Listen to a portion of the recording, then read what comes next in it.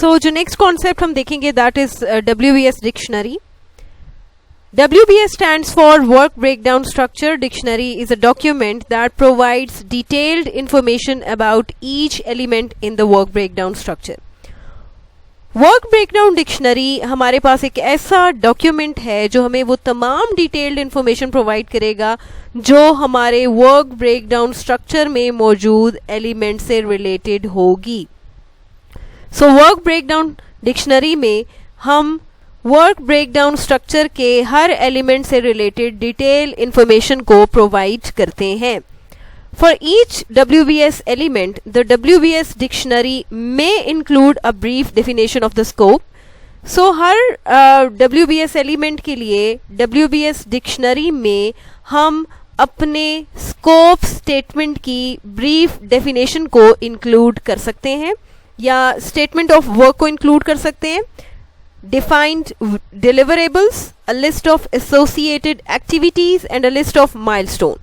सो WBS dictionary में जिन elements को हम कंसीडर करेंगे उन एलिमेंट से रिलेटेड हम स्कोप को डिफाइन कर सकते हैं, स्टेटमेंट ऑफ वर्क को डिफाइन करते हैं, डिफाइंड डिलीवरेबल्स को डॉक्यूमेंट कर सकते हैं और लिस्ट ऑफ एसोसिएटेड एक्टिविटीज को डॉक्यूमेंट कर सकते हैं और लिस्ट ऑफ माइलस्टोन को भी अपने WBS डिक्शनरी का पार्ट बना सकते हैं.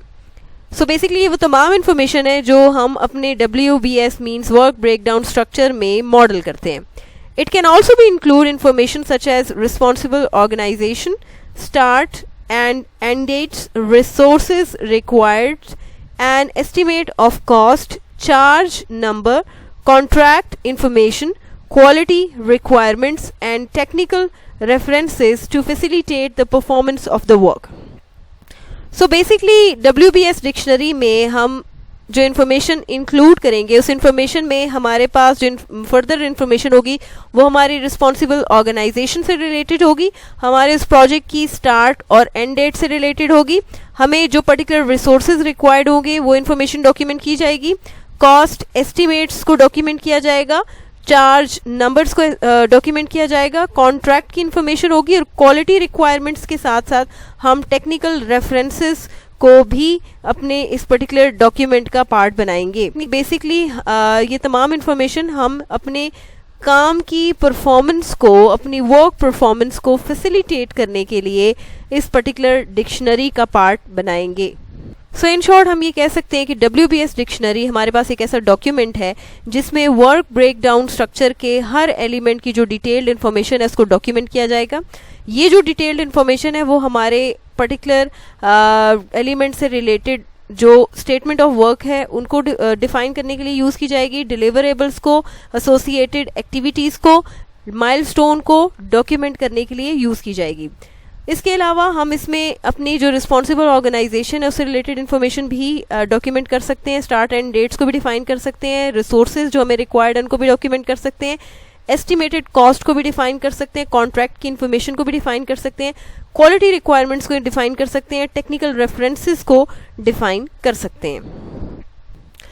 So now the thing that we will consider here, why do we need a work breakdown structure dictionary?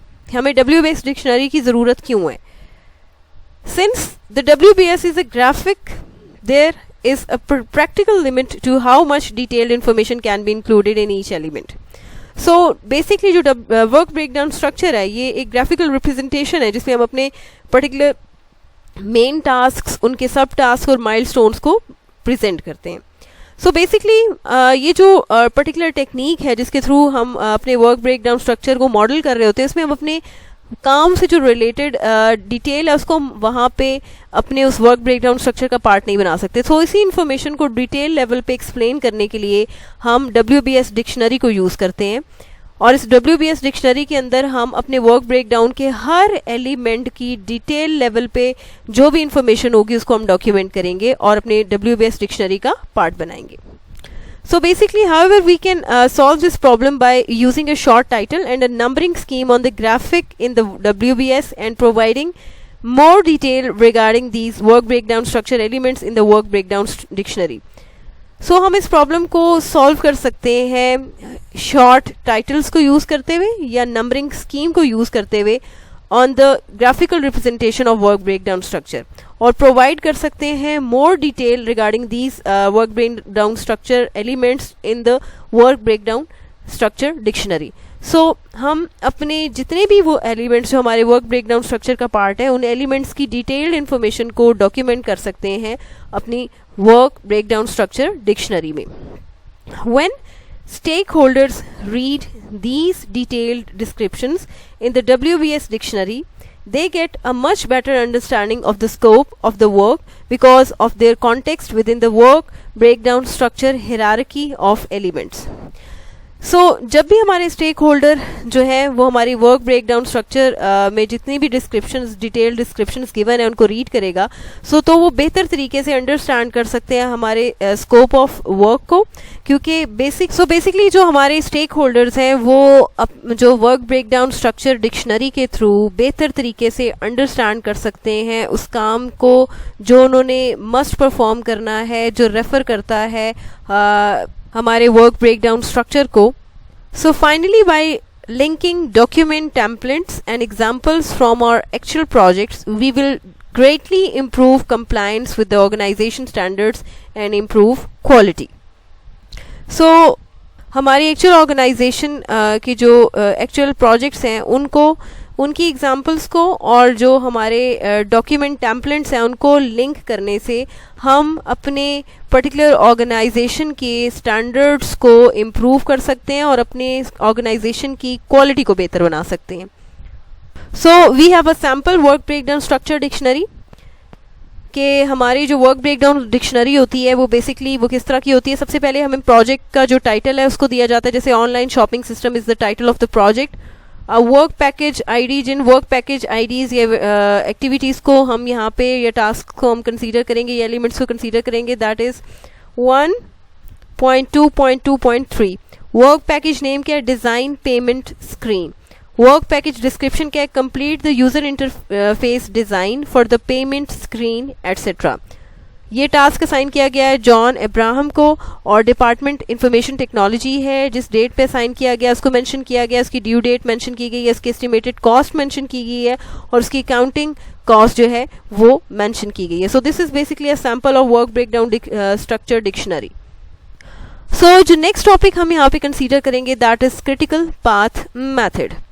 Critical path method is a network diagramming technique used to predict total project duration. Critical path method हमारे पास network डायग्रामिंग technique है जिसको use करते हुए हम project की duration को predict कर सकते हैं. A critical path for a project is the series of activities that determines the earliest time by which the project can be completed.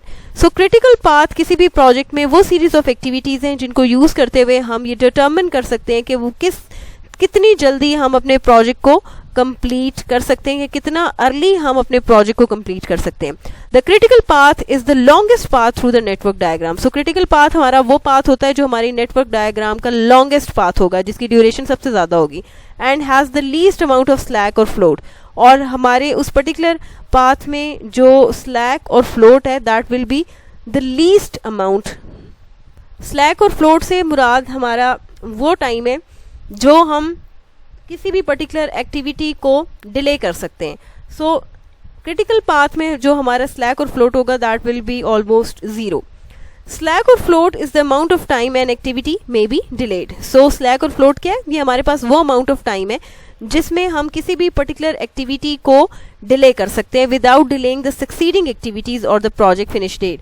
अपने प्रोजेक्ट की फिनिश डेट को डिले किए बगैर हम अपने या पर्टिकुलर जो आपकी नेक्स्ट एक्टिविटीज़ है उनको डिले किए बगैर हम किसी भी पर्टिकुलर एक्टिविटी को कितना डिले कर सकते हैं, दैट इज़ बेसिकली स्लैक और फ्लोट. सो क्रिटिकल पाथ मेथड हमारे पास एक ऐसी नेटवर्क डायग्रामिंग टेक्निक है जिसके थ्रू हम अपने प्रोजेक्ट की ड्यूरेशन को फाइंड कर सकते हैं. और इस क्रिटिकल पाथ में बेसिकली हमारे पास सीरीज ऑफ एक्टिविटीज़ होती हैं जिनके थ्रू हम ये डिटर्मिन कर सकते हैं कि how early we can finish our project. So critical path basically हमारे प्रोजेक्ट का लॉन्गेस्ट पाथ होता है जिसकी ड्यूरेशन सबसे ज़्यादा होती है, और इस पाथ का स्लैक और फ्लोट जो है वो मिनिमम होता है, सबसे कम होता है, ये 0 होता है. सो स्लैक और फ्लोट से मुराद हमारी वो अमाउंट ऑफ टाइम है जो हम किसी भी एक्टिविटी को डिले कर सकते हैं without delaying the actual finish date of the project और द सक्सीडिंग एक्टिविटीज ड्यूरेशन.